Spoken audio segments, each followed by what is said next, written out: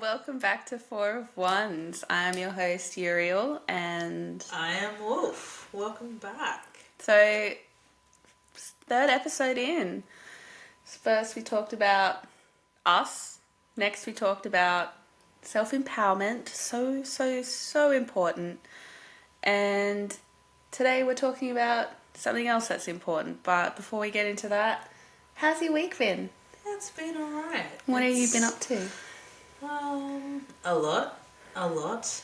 Getting ready for this podcast was probably the biggest thing because we want to get it right. I want to get it right. Mm-hmm. Yeah, a lot of reflection on last week's episode as well. Yep. Mm-hmm. Amazing. Yeah, dated myself. Love that. You? What did you do?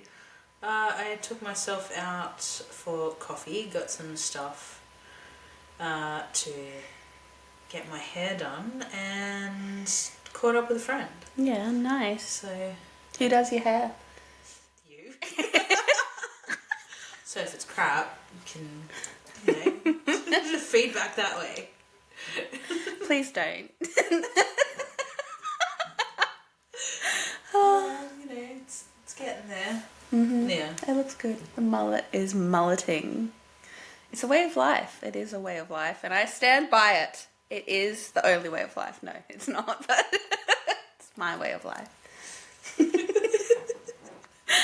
What about you? What have you been up to?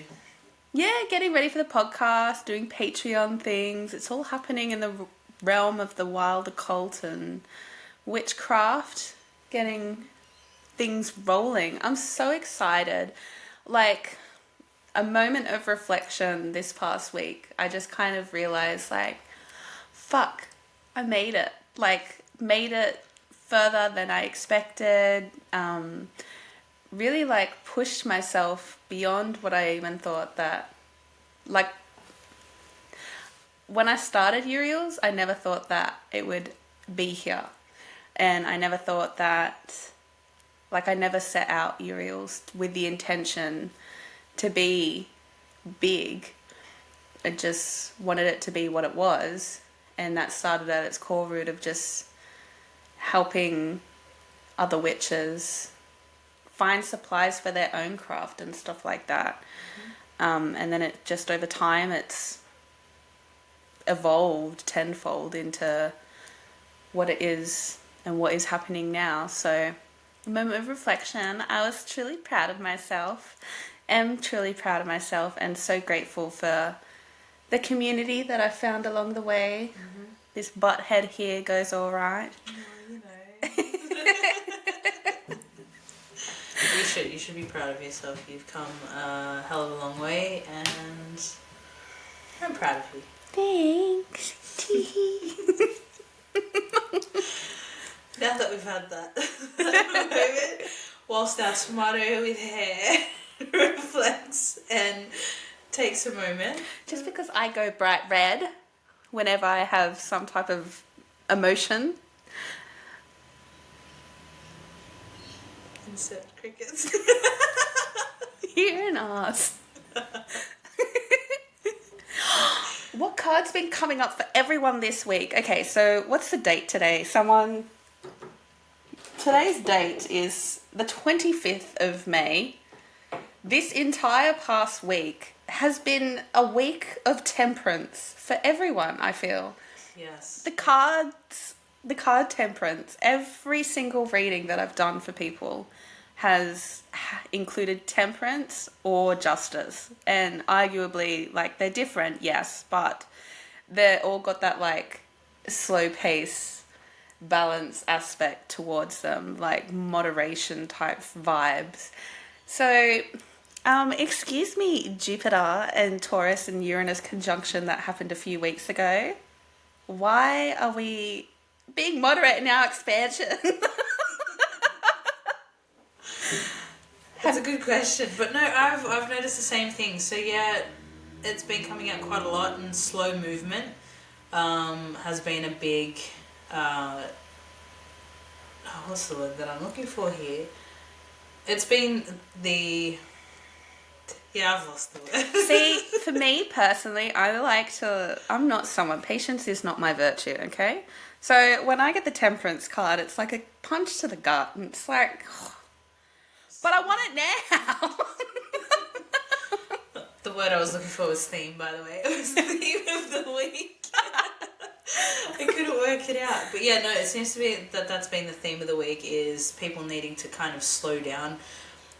I feel as well, because from the spiritual side of things, the fact that we are now in the age of Aquarius completely, that is also starting to play a part. You'll find that, and I've touted this a lot, that, 2019, we kind of got a little bit of a taste of what was to come to prepare us for now. Mm-hmm. And now that we're in it, it's kind of like, whoa, okay, we're actually here. We're being a little bit more reflective in the way that we go about things. And so, yes, it is moving slowly because it's moving with purpose. Yeah.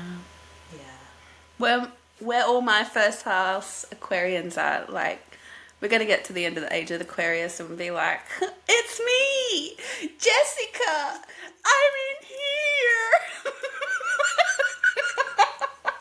If you know the reference, make sure that you pop a comment in. Because we, just put it this way, end of age of Aquarius, we won't be looking the same. It'll be like a major glow up and our aesthetics will change majorly. It's like, girl, I've spent a lot of money on this aesthetic of looking like Adam Sandler. and then you're going to get there and be like, I don't want it. It's too mainstream. Right? Just like what happened with Crocs.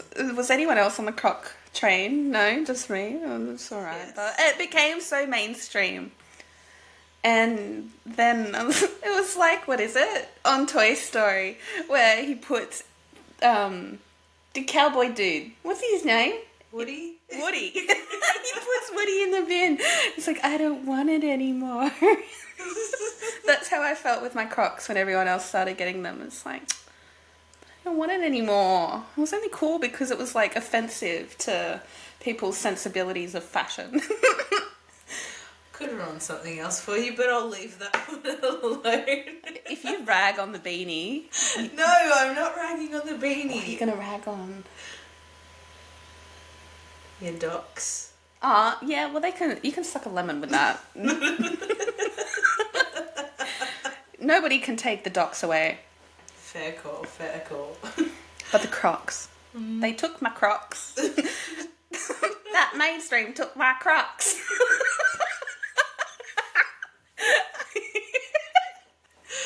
Those bloody mainstreams, hey? Right? It's criminally offensive. Side eye. Right, bombastic side eye. Right. Anyways, it's good to hear that you've had a good week as well, and yeah. So you're going to tell everyone now what the episode's all about? All about spiritual narcissism. It is a big one, and it's something that we've both together, and I'm not sure if you've experienced it separately. Oh yeah, I have, definitely. Yeah. Definitely. But at least together and separately, we have both experienced spiritual narcissism in its finest form.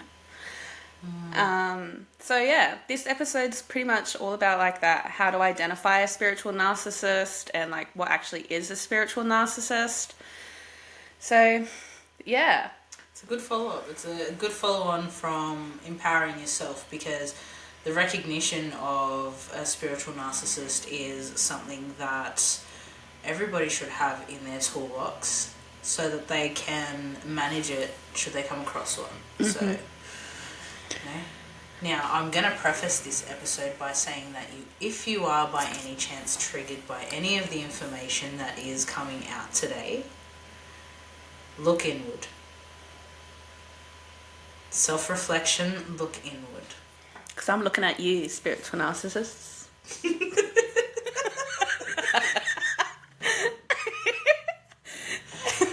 Look, in seriousness though, with the spiritual narcissism side of things, I feel it's very important to be reflective, and again, that's probably going to be another topic that we cover further down the track, but for today we're going to stay on topic with the spiritual narcissism. And yeah. So, it's rampant in the online community, it's rampant in the real world community, like it's rampant in Australia, it's rampant overseas, it's just rampant. It's like the damn clap. You got that spiritual clap. But look, there's a spiritual side of it too. Like, you and I have both experienced this as well, in terms of effects that are felt through spiritual narcissism and what can happen as a result of being exposed to somebody within that particular field as well. So, yeah. So what is a narcissist? So external of spiritualism, what's a narcissist? I can sum this up in 3 words that are not podcast friendly. Let's go. Pause 1 moment.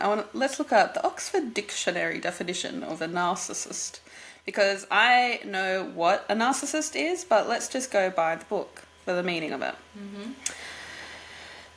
A narcissistic personality is people that have an unreasonably high sense of their own importance. They need and seek too much attention and want people to admire them. These people may lack the ability to understand or care about the feelings of others. So, in turn, thanks mayoclinic.org. So in turn, these people have an inflated sense of self-importance, an inflated sense of ego, and a God complex. Yeah, pretty much. So when you add that into a spiritual setting, all of a sudden you have these people that think that they are holier than thou, more connected to spirit, and advertise that blatantly. They will put people down and build themselves up by building you down. And it almost, in a spiritual setting, especially if you are new to your journey, creates this horrendous chemical reaction between the two, where because you are new to your journey, you are looking for support and are looking for guidance. So you see this person on this pedestal that's been self-built, that you turn towards for guidance, and they build themselves up continually on that pedestal by not empowering you to take control of your own life.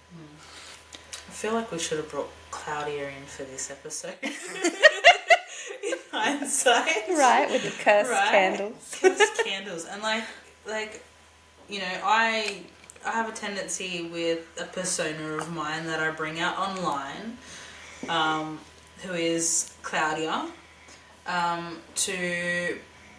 don't do it to make fun of it. I do it to bring it to light, because you'll encounter a lot of these people who are like, my goodness, you know, you have a cursed bloodline. It needs to be, you know, you need to do this and this and this in order to break it, and they tout that and instill fear. And this kind of comes back to that whole, again, brings it back to the self-empowerment aspect. It brings it back to that hope aspect, and so they will do that. Pull my finger.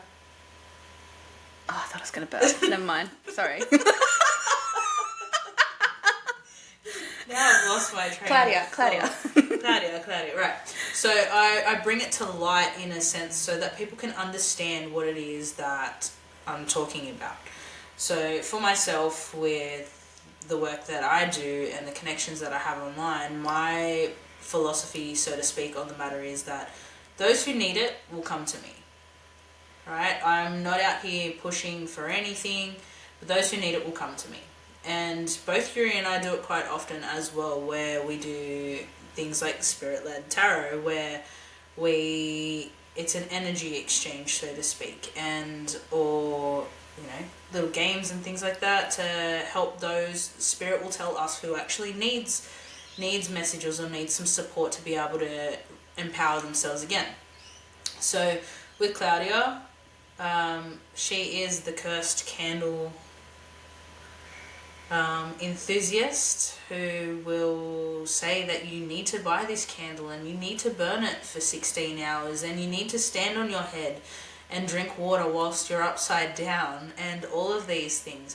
And I guess they're good examples as well of what you encounter when it comes to spiritual narcissism. Obviously it doesn't always look like that, but that's just one of those things that we kind of bring light to. Mm-hmm. So, yeah. Yep. It's just so appalling. Like, that there's people out there in the spiritual community, especially ones that actively promote themselves as being open-minded and open-hearted as well, that they are preaching these things and building and fostering and instilling fear and disempowering people. It's appalling, and unfortunately that's the world that we live in. So all we can do on our platform is hope to spread awareness and just make you think about the people that you are listening to and the people that you are entrusting your information sources from. Just reflect on them.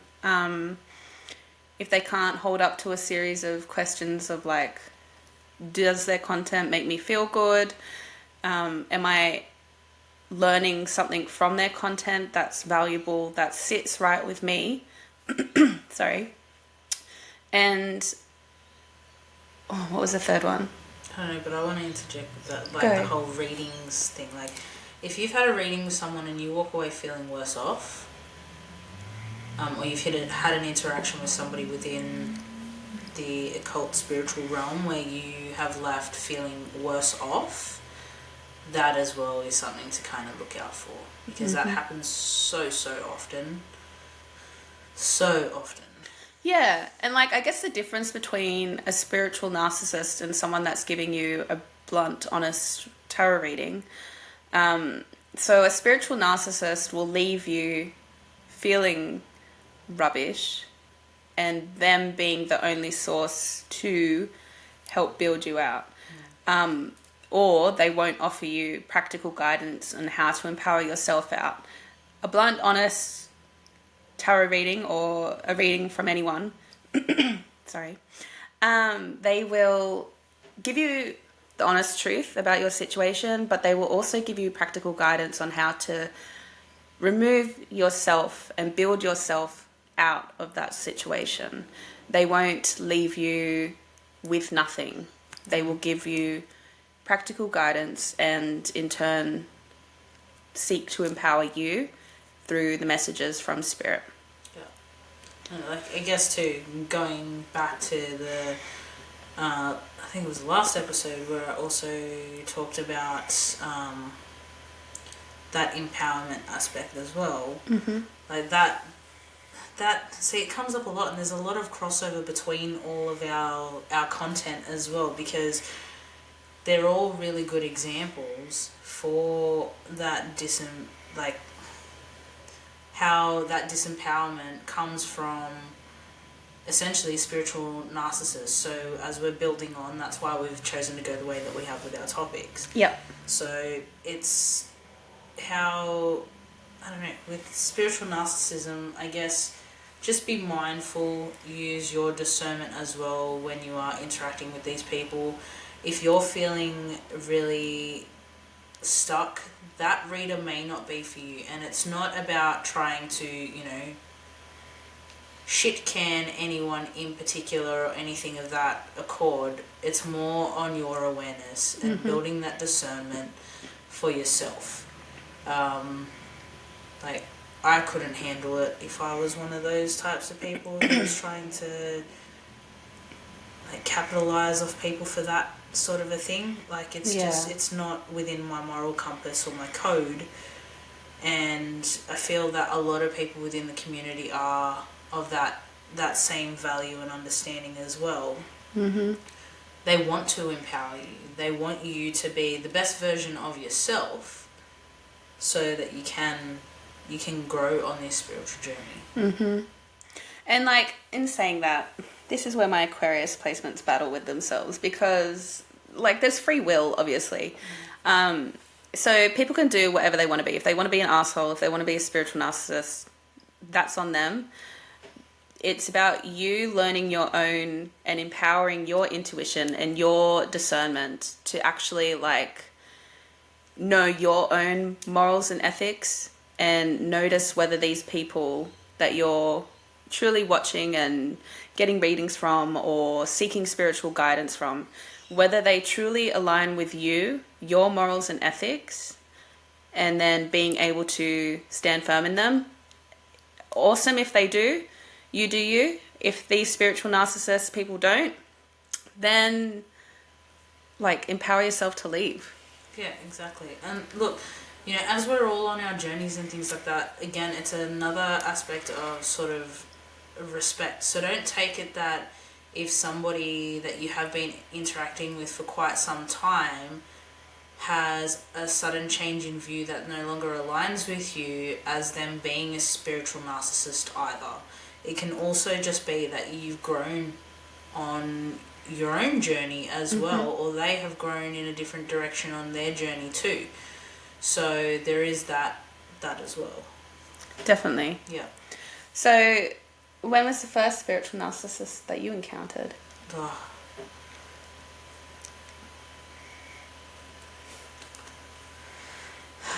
I want to say at the start of my journey. Yeah, what Funny happened? enough, right? So, like the start of the journey, and sort of, I guess, as we've developed with society and having access to online platforms and things like that as well, I had a similar instance, and that's why I poked fun at it and why Claudia came about, that I needed to purchase said products in order to cleanse myself of this energy and this entity that was attached to me, and that I needed all of these things in order to move on, because and I could only buy them from this individual. And it's like, no, I can do that myself, thanks. Exactly. But yeah, and that was my first ever interaction. What about you? Probably the first major one that I had was when I was a bit younger.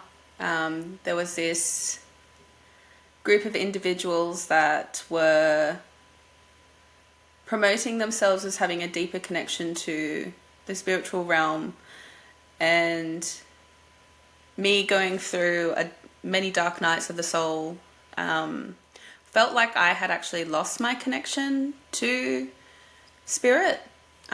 So because they presented themselves in such a way where they appeared to align with my previous path, and that's where I wanted to get back to, was feeling myself again.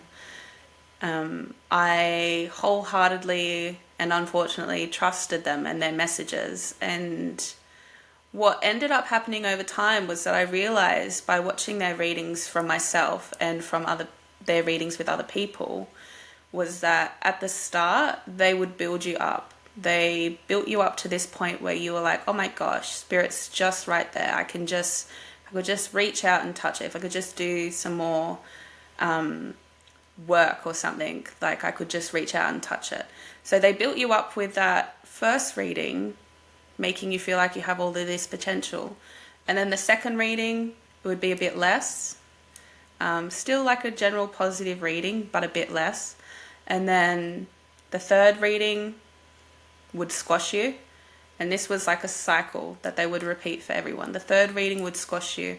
So it would bring you back to that starting point of where you feel like you're disconnected and lost from spirit. But it's pretty much a cult mentality. It is very much a cult mentality. And that's what spiritual narcissists breed. They breed cult mentalities. And it keeps them on that pedestal of feeling like they're holier than thou. But what ended up happening was, as I started to come out of my dark nights of the soul and started to like find myself again properly, I realized that, hang on, you guys, one, you're repeating a cycle with every single person that's coming in here. And two, all of the shit that you're doing, I can do for myself. And I've been doing it for myself for so friggin' long.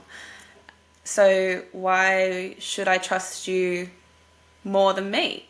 And that's pretty much the question that I asked myself, was like, their readings weren't making me feel good. They weren't making other people feel good, because anytime you showed progression in your craft, they would squash it and make you feel like trash. So ask yourself this question every time you encounter a new piece of information. Why should I trust you more than me? If you can do your own research on things, do it. 100% do it. Come to the conclusions yourself. Obviously, there's people like us that will talk about these hard topics and things like that. But again, encourage you more than anything to do your own research and ask yourself the question all the time. Why should I trust you more than me? At the end of the day, we know ourselves better than anybody, right? And that's the bottom line. And a lot of the time it's because we have that slither of doubt within ourselves that, you know, we'll turn to a reader or something like that and we just need that extra confirmation. It's like, yep, that's exactly what I knew, that's what I needed. And that's why we get those third-party questions all the time of, is this person cheating?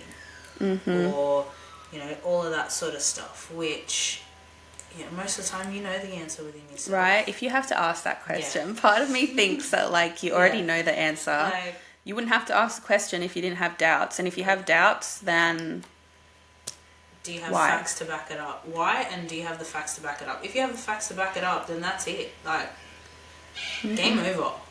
You don't need a reader to confirm that for you. No. So, but with what you were saying before as well, in terms of the,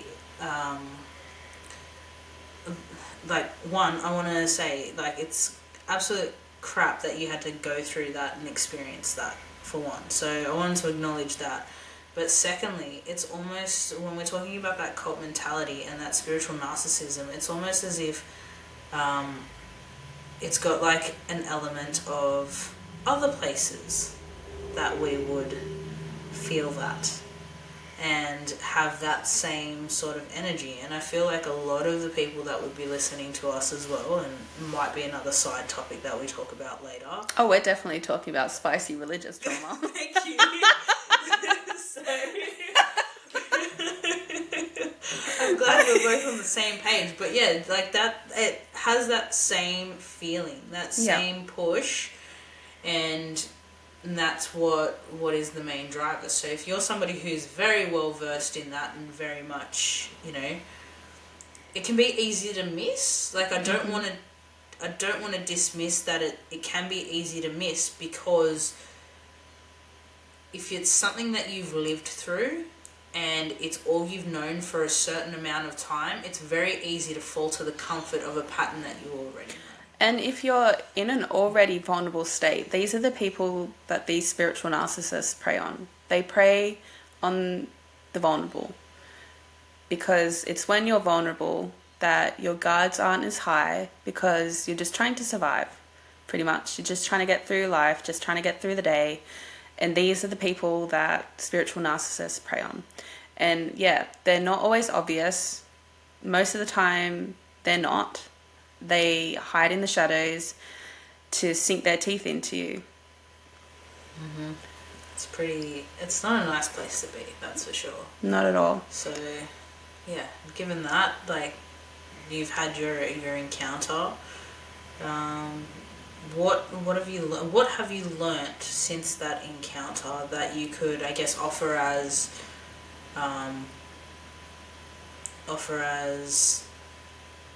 advice? I was just like, what? So advice, if you're someone that's going through that, I would, for starters, don't blame yourself. And if you've had deity confirmations that feel like they're so close to you, or spirit confirmations, and you feel so close to that spirit, that deity, whoever, don't discredit your interactions with that deity or that spirit based on if that other person or those other people confirmed those spirits as around you or something like that. Don't discredit your connection to those spirits, because spirit will come through to you if they're meant to be there, irrespective of who's giving the message, I think personally. So don't discredit your own experiences and your own intuition just because it's come from someone else. Is that making sense? Yeah.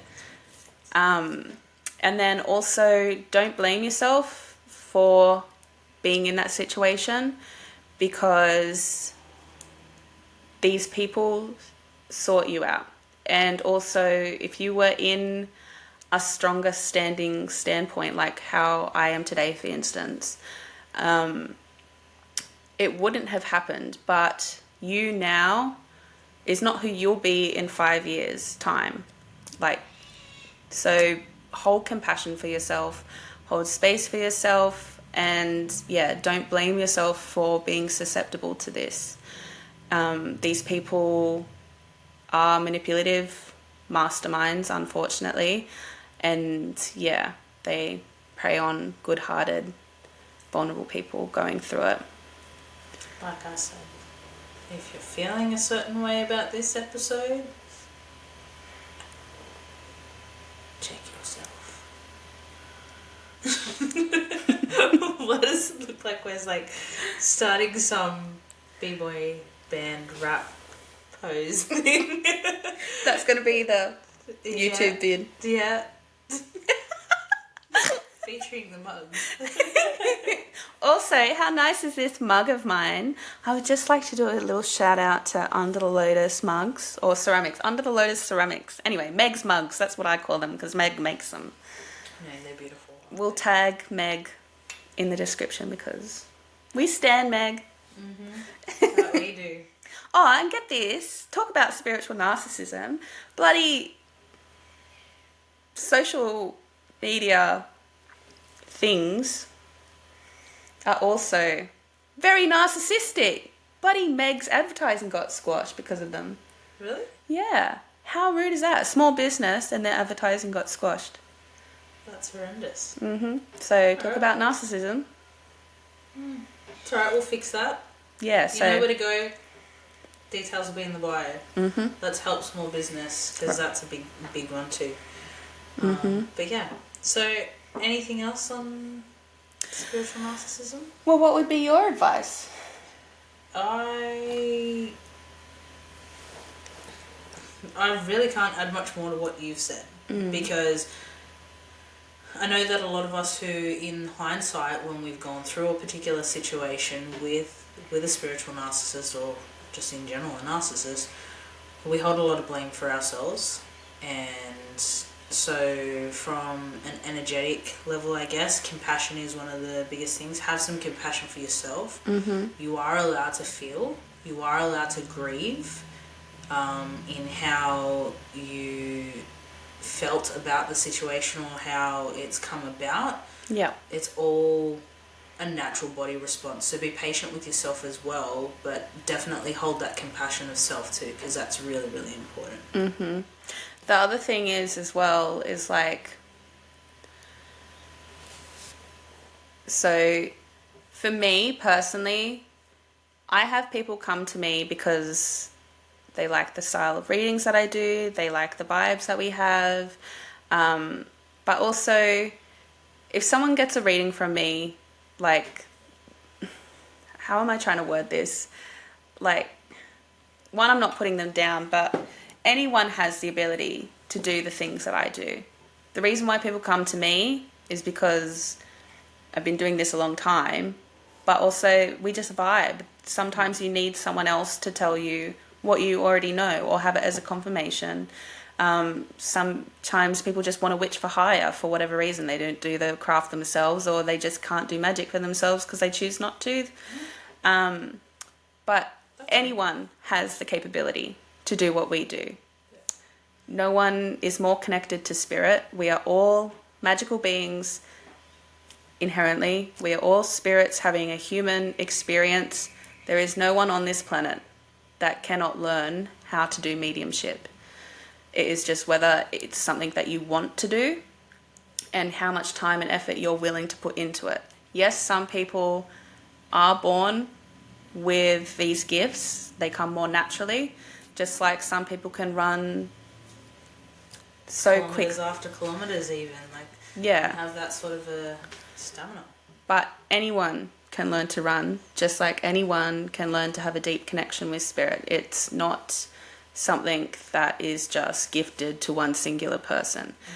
And anyone that's calling themselves high priestesses and priests that have not been initiated into a practice, check yourself, okay? Check yourself. Do you want to give context to that? Like, look, we are gonna cover it off. Like, these are all things and all very valid to a lot of the episodes and things we're going to cover.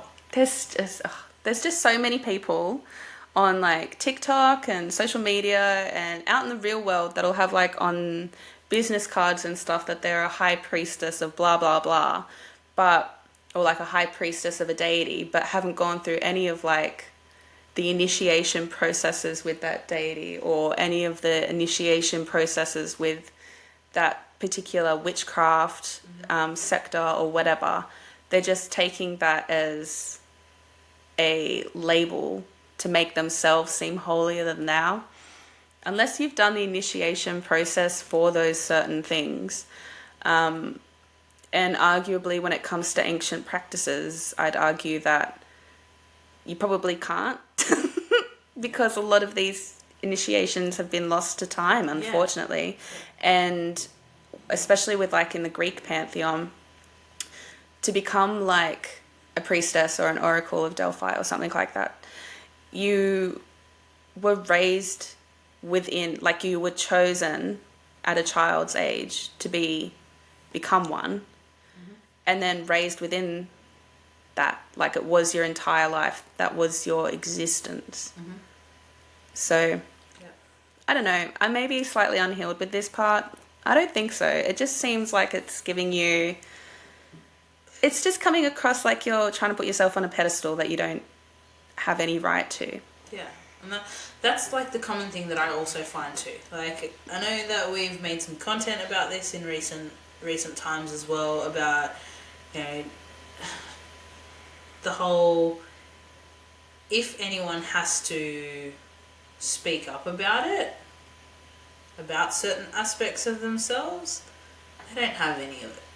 And that's just, I'd like to say that, you know, when you say speak up as well, Wolf, means that like if someone, it's like say you've met someone for the first time, or they've come into like your home, someone's knocked at the door and been like, hi, I am going to make you afraid of me and I'm the most powerful witch in South America. Like, okay, thanks. I also come from a hereditary line of 36 witches, and it's like, okay, so shuts the door. Like, that's what you should do to these people, right? It's almost like if you don't what's the word that I'm looking for? Engage. Not if you don't engage. Like, if you don't subscribe. If you don't subscribe to their way, it's like you are the worst individual in the world. And it's kind of like, you can have people that come to you and talk to you in a general sense, but when they're pushing it on you, that's where I think that's more the definitive line here, is Right. where they're pushing it on you. Like, I don't, as you've seen even from the beginning of, if you've started with us from the beginning of our podcast, like when Yuri's like, just tell him you're a psychic medium. I'm like, no. Because I don't talk about that sort of stuff normally, and this is huge. Anyways, but I think that is the definitive point, is if they're throwing it at you or pushing it on you and making it that is the only way, just know it's not. Like, again, this is probably going to go into another episode, but the whole duality aspect of things and the fact that we need to have, both sides of it, and that means, unfortunately, we do need to have these spiritual narcissists for those who do have the genuine connection and things like that to be able to come to light. So we need that. Yep. And these spiritualists aren't just rampant within the witchcraft community. They are, I would argue, more prevalent within New Age spiritualism. That's another topic. Yeah. We're going to have a guest on for New Age spiritualism, which I'm so excited for. I know. Sneaky shout out to Elise. Anyway. But yeah, so just, I guess, in closing, it's kind of like just be mindful. Don't disempower yourself. No one has the right to disempower you except for yourself, and you shouldn't ever disempower yourself. No one's more connected to spirit than you. No one's more powerful than you. Yes, people learn how to harness their power, and that comes with age and practice and time. So that's why, listen to elder witches and stuff like that, elders within the community, to gain wisdom and stuff like that from. But inherently, no one on this planet is more connected to spirit than anyone else. That's right. Like, at the end of the day, just you do you. Just don't be out there hurting anyone. Like, that's that. And like I said, my 3 words before that I was thinking to sum it up: don't be a shit, see you next Tuesday. That, it pretty much sums up. Yeah, that's right. It. See you next Tuesday, spiritual narcissists. We see you. Yeah. We see you, and we're speaking up against you. So, Catch you in the Macca's car park. 5 p.m. Oos. But yeah, if anything, just watch out for that sort of stuff. We'll get further into it, and as we said, as we get further into our topics, things will start making a little more sense as well, and you'll be able to spot these things. And yeah. But yeah, I think that's pretty much it. Hey. Yeah, I think so. I did have something and then it just disappeared, so I'm just going to leave it, and I'm sure I'll think about it and I'll bring Next it up episode. Next episode, yep. So every time I say that, I just think of next episode with Dr. Dre. Smoke weed every day.